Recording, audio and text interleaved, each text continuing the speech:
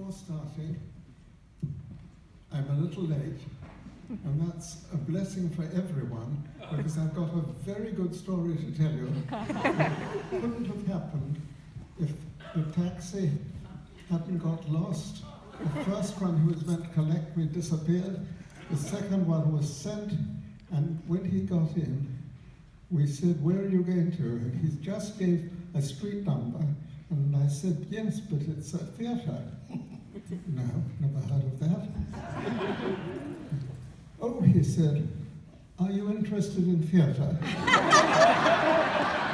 My daughter Irina was with her, and he said, "Now, what have you had to do with theatre? Have you ever had anything to do with Shakespeare?" So I said, "Why are you asking that?" He said, "I love Shakespeare, I read Shakespeare." I said, "Do you ever go and see Shakespeare?" He said, "No, it's always so bad, the actors play it so badly." So he said, "I'm much happier putting it into my head and imagining a much better performance." But he said to me, then Irina said that I was a director, and he said, "Have you ever directed Measure for Measure?" So I said, "Yes, I did in Stratford-on-Avon about 50 years ago." "Ah!" And he then began, while he was driving, and driving safely, thank God, he began to do a speech of Isabella's, word perfectly, and I know few actors who could play it so well.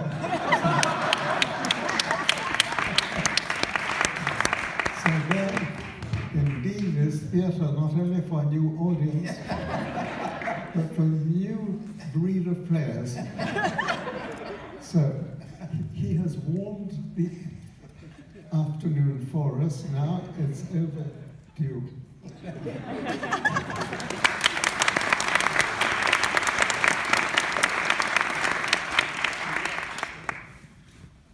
That's why we're delayed. So what's going to happen is I'm going to talk with Peter for a while, and then we'll take some questions.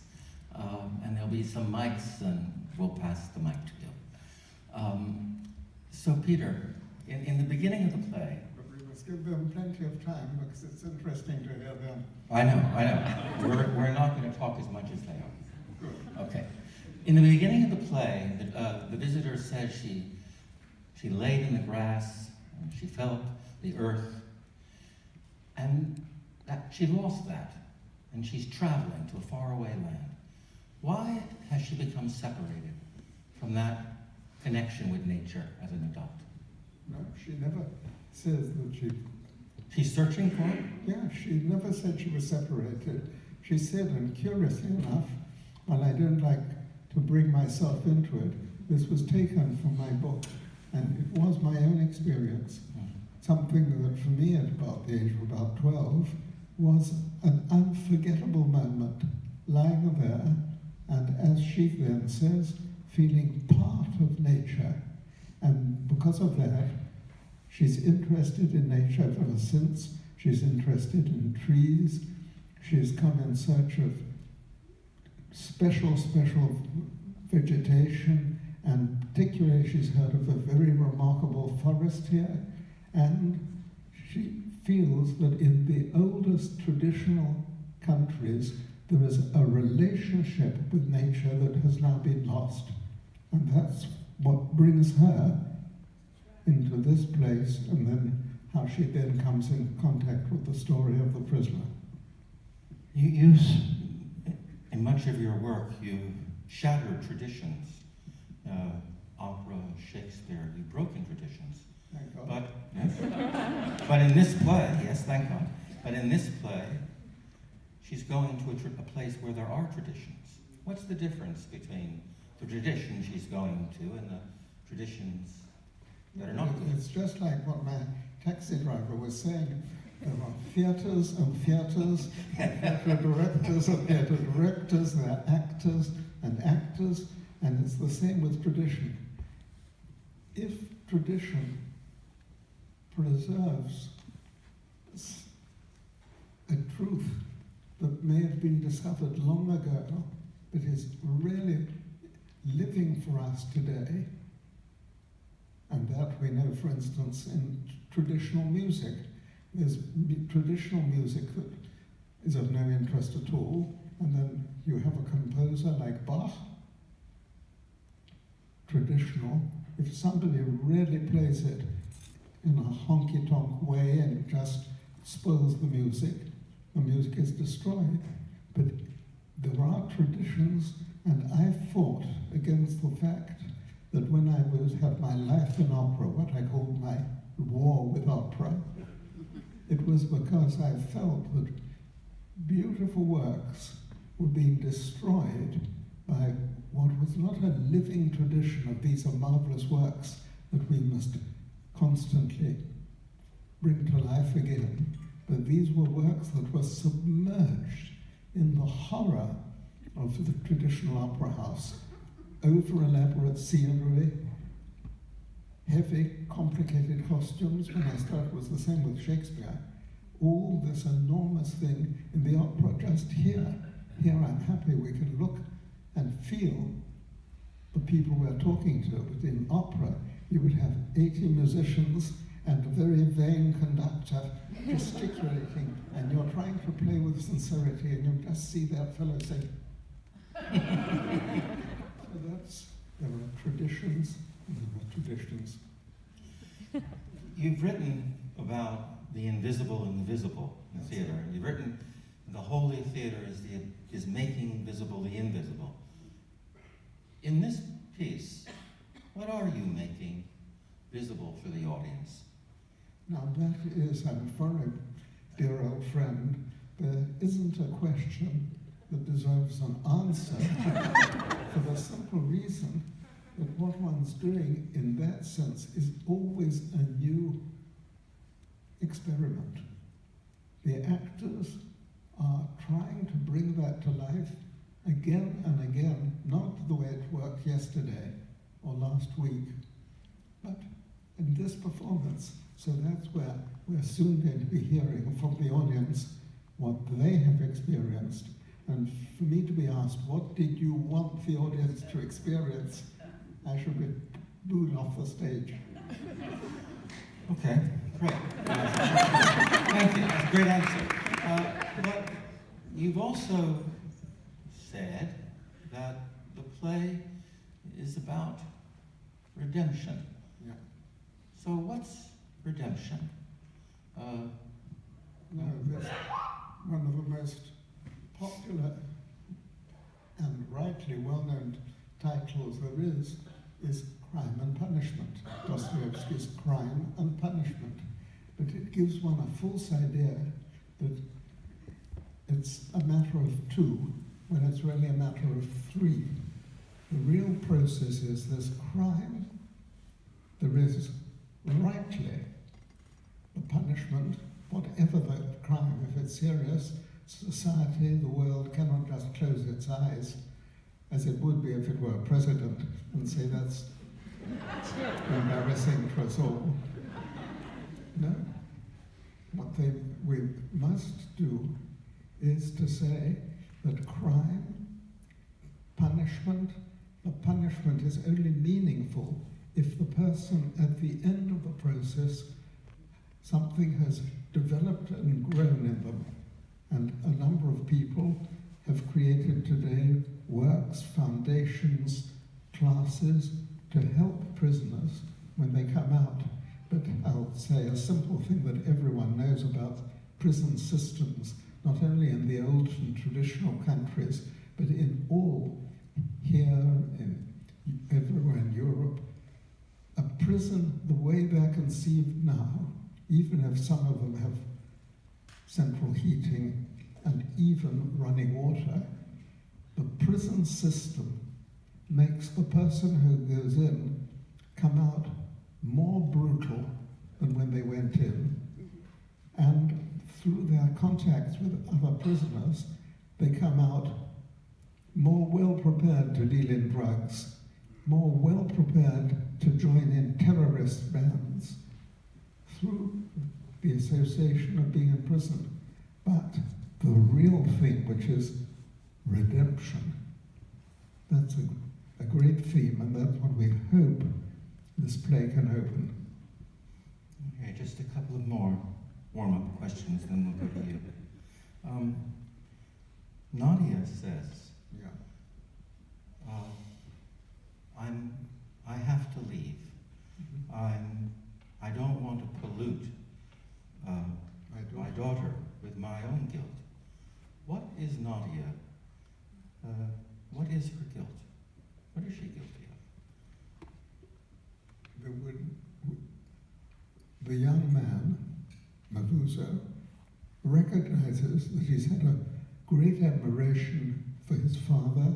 His father looked after him with beautifully, and yet he knows, as so many sons in relation to their fathers, the son has an anger, a jealousy, a resentment in him, and he knows that to be true for himself.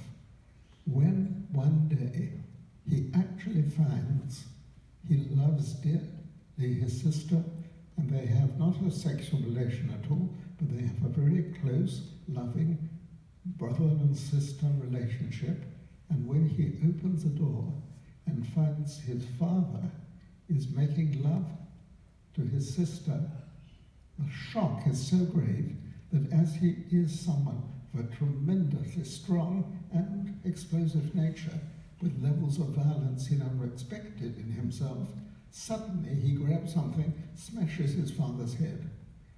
Now that, when he realizes it, he knows, he says himself, I need to be punished. And he needs to be punished so that he can go through the whole process. And this is why what's unique in this situation, which I'm perhaps the only witness left alive to know that it's a true story. I've never heard, I saw this in Afghanistan over half a century ago.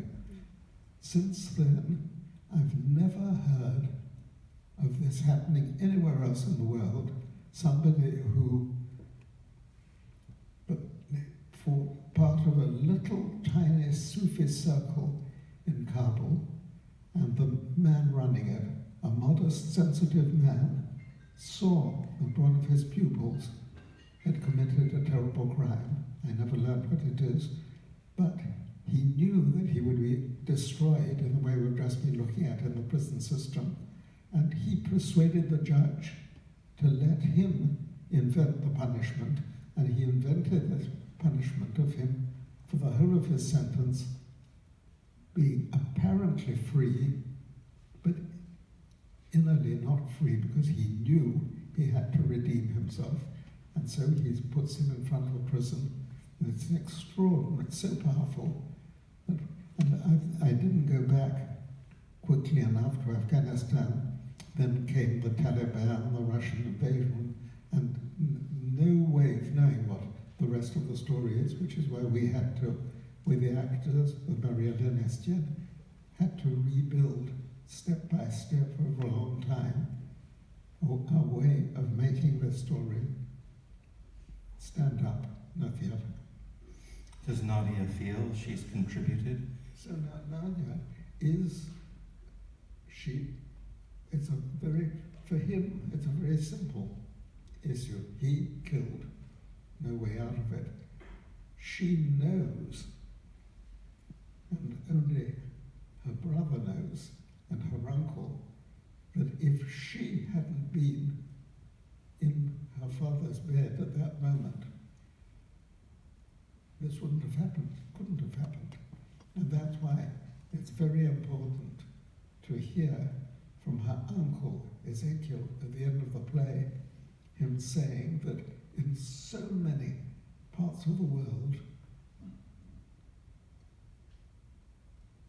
a daughter making love to her father, or a father making love to his daughter, is amongst the unspeakable crimes.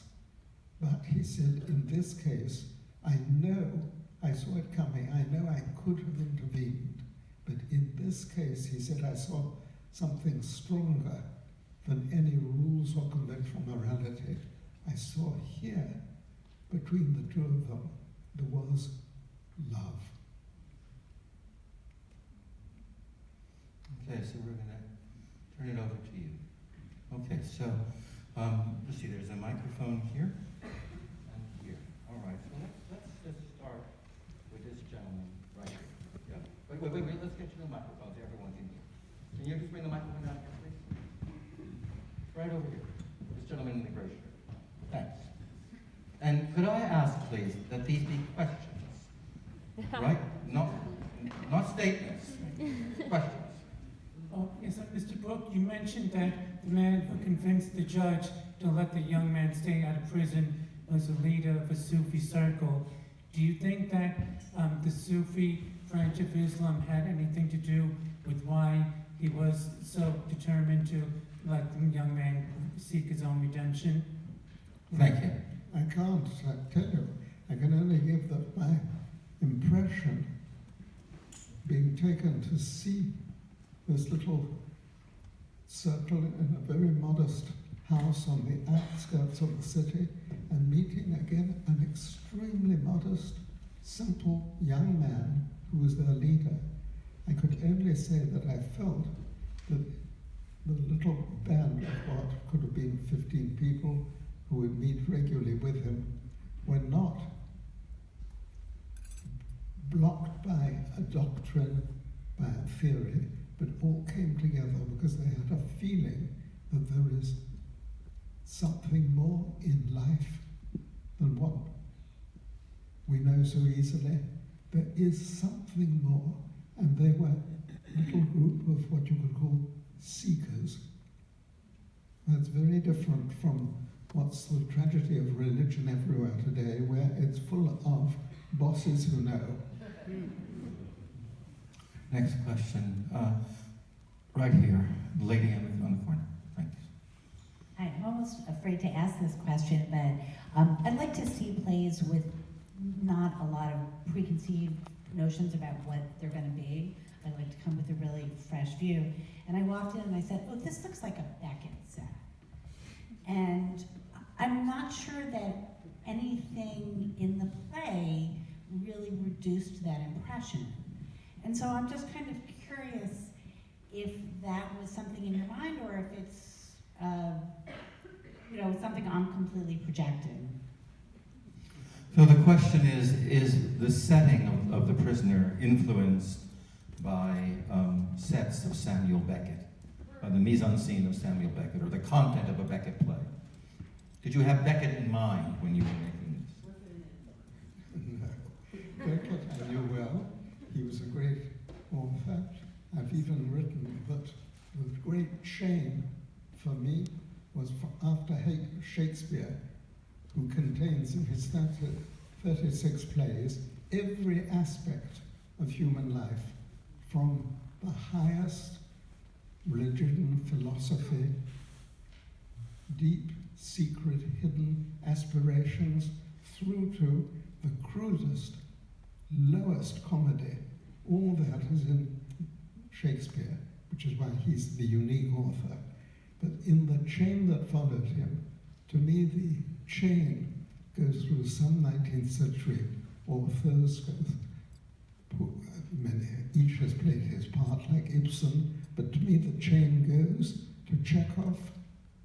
Chekhov being unique because all his material came from the fact that as a country doctor, he didn't sit in a doctor's office. He would go wherever he was needed with enormous generosity and visit a family. And in that way, he would get to know so much about the life of families, the influence of society, all coming from just sitting there by the bedside somehow of someone. And that makes his work really unique. And then from then, I met Sam Beckett. Sam Beckett coming out of that extraordinary tradition, although we talk about the English theatre, the English-speaking theatre, there's the American theatre, there's the British theatre, the Scottish, Welsh theatre, but the Irish current is something very, very vibrant, and it goes into so much of Irish life. And Beckett, brought up in the world of James Joyce, carried this in him, and he wrote plays of very concentrated and of very special quality. So I'm delighted to have staged some of them, I've been close to him. But at the same time, if you look at photographs of Beckett, you see a very, very fine, austere face. But if you knew him, he was a man who loved a drink, adored a joke, and loved women. There you go. Okay, right back here. This, yes? And we'll just raise your hand. You get a microphone there, please? No, just add one for the... No, just a moment. I'll just add a little footnote about Beckett. I think, and I've managed even, I think, to persuade his heritage, in his heritage, that Beckett wrote plays where every word he wrote, he would spend months even polishing, changing, trying to get the simplest, truest expression in his words. And his greatness, in a way like Shakespeare, is in the words that have come to us. He couldn't help, and Chekhov too, of writing stage directions, but his stage directions didn't come from his soul. They came from him, from the first time, like any of us, going to a theatre, seeing the form of theatre of today. Now, most of you here would have known the proscenium theatre, the curtain going up, coming down, and yet here one sees something that is part of our theatre today, where the audience is much closer and part of the acting, but that doesn't mean that these are sacred forms, and we're convinced that in 50 years, if theatre exists, forms could have changed completely. For that reason, I believe that our job in taking an old play is to try to discover the life behind the words, the characters, their relationships to one another, the context. But the author's stage directions, we have no obligation to feel we have to follow them because they belong to his period. And I'm glad you agree. And now, can we get the microphone, please? Thank you. You mentioned that not only MARIE-HÉLÈNE Estienne, but the actors themselves collaborated in the putting together of the play. I was interested in the time it took you to get it all together. How long did you work before the first performance, and have you continued to work? And how did it happen? And how? Yeah. We started, and this is a way that we've been working on plays over years and years, which is, first of all, to have a theme, sometimes a great text, sometimes just an idea, and first of all, explore it, not by sitting at home as philosophers thinking about it, or in the old-fashioned idea of a director who sits at home and conceives his production. No, this is a shared process. And so the first thing for us is to use the wonderful tool there is called improvisation.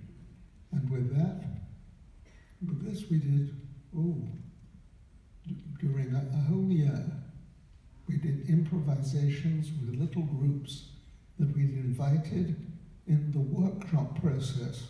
A workshop is one where if the actors who take part of it, if no jobs come out of it, that's not what they're there for. They're to participate in a very lively, active, vital process.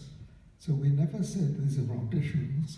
We want you to be part of the process of exploring together, listening, watching, discussing, and playing with your voice, your bodies, and your presence, little fragmentary situations. Out of that, we develop and evolve different parts of the play. Many things that came up and excited us at the time, we couldn't actually find had their place. And out of that came something which has to come last, which was the beginning of a form which enabled MARIE-HÉLÈNE to sit and write the first pattern of dialogue. And then when she did it, she looked back in her notes and found that we had tried over years to find a way of making a film of the story, and we never succeeded because it demanded something freer for the imagination than the realism of any camera can bring. We needed so, but she looked at notes of the scenarios that we were preparing and suddenly found things that have been valuable to today. Then we gradually got together a little team of actors. As you see, it doesn't need many, and because there's a little team, one can work together, work closely. Everyone is playing their part in this trial and error process of rehearsal, and gradually, with the pressure that we have to commit ourselves to say there will be an opening date. I mean, it's a marvelously constructive pressure. You just can't say, oh, well, we've got plenty of time. You have to, and everyone feels this, as long as it isn't a destructive thinking of saying, our life and career, like the Broadway, are horror. If the notices are bad, we lose our wives, we lose our mistresses, we lose our husbands. Yeah. So that working, to me, it's a very simple thing I've always felt. People are very disappointed to say, are you nervous as a director on the first night? And I said, the first night doesn't matter to any of us. It's the last night that matters, and that all the work, and since we've been here already, MARIE-HÉLÈNE, who's just got a bad flu and can't be with us this afternoon, but continually, even today, we've given to the actors 3 or 4 lines that she thought, which we discussed, she rewrote and then sent today to be brought into the play this afternoon or tomorrow. And that is the process, and I think it's so vital to feel that this, until the play is put to bed provisionally, to be picked up a year later or forever, the process is one of it, like a child developing. All the way up here, the gentleman next to the camera, yes, on the balcony, yeah.